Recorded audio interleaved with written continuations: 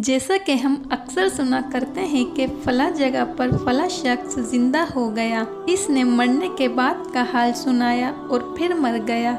इसी किस्म का अजाब कब्र से मुतालिक एक वाक़या गिलगित में पेश आया, जिसके बारे में बताते हैं कि एक शख्स कब्रिस्तान के पास से गुजर रहा था कि इसने किसी कब्र से ये आवाज़ सुनी कि मुझे निकालो, मैं जिंदा हूँ। जब एक दो मर्तबा इसने आवाज़ सुनी तो इसने ये समझा कि ये मेरा वहम है, लेकिन जब मुसलसल इसने ये आवाज़ सुनी तो इसको यकीन होने लगा। करीब में एक बस्ती थी, वो शख्स इसमें आया और लोगों को इस आवाज़ के बारे में बताकर कहा कि तुम भी चलो और इस आवाज़ को सुनो। कुछ लोग इसके साथ आए, इन्होंने भी यही आवाज़ सुनी और सब ने यकीन कर लिया कि वाकई ये आवाज़ कब्र से आ रही है। अब यकीन होने के बाद इन लोगों को मसला पूछने की फिक्र हुई कि पहले उल्मा से ये मसला मालूम करो कि कब्र खोलना जायज़ है या नहीं।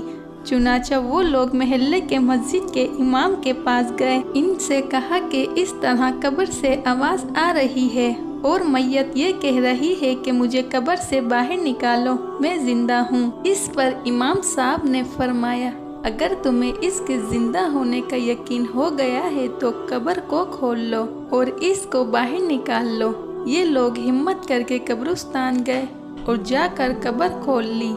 अब तख्ता हटाया तो देखा अंदर एक औरत बैठी हुई है और इसका कफन गल चुका है। फिर लोगों से वो औरत कह रही है कि जल्दी से मेरे घर से मेरे कपड़े लाओ, मैं कपड़े पहनकर बाहर निकलूंगी। ये लोग फौरन दौड़कर इसके घर गए और जाकर इसके घर वालों को ये वाक़या बताया। इसके कपड़े चादर वगैरह लेकर आए और लाकर अंदर फेंक दिए। इस औरत ने इन कपड़ों को पहना और चादर अपने ऊपर डाली, फिर तेजी से बिजली की तरह अपनी कब्र से निकली और दौड़ती हुई घर की तरफ भाग गई। घर जाकर औरत ने एक कमरे में छुपकर अंदर से कुंडी लगा ली। अब जो लोग कब्रिस्तान आए थे दौड़कर इसके घर पहुँचे।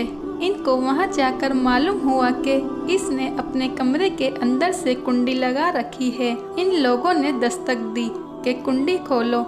अंदर से इस औरत ने जवाब दिया, मैं कुंडी तो खोल दूंगी, लेकिन कमरे के अंदर शख्स दाखिल वही होगा जिसके अंदर मुझे देखने की हिम्मत है। अब सब लोग अंदर जाने से डर रहे थे, मगर दो चार आदमी जो मजबूत दिल वाले थे, इन्होंने कहा कि तुम कुंडी खोलो, हम अंदर आएंगे।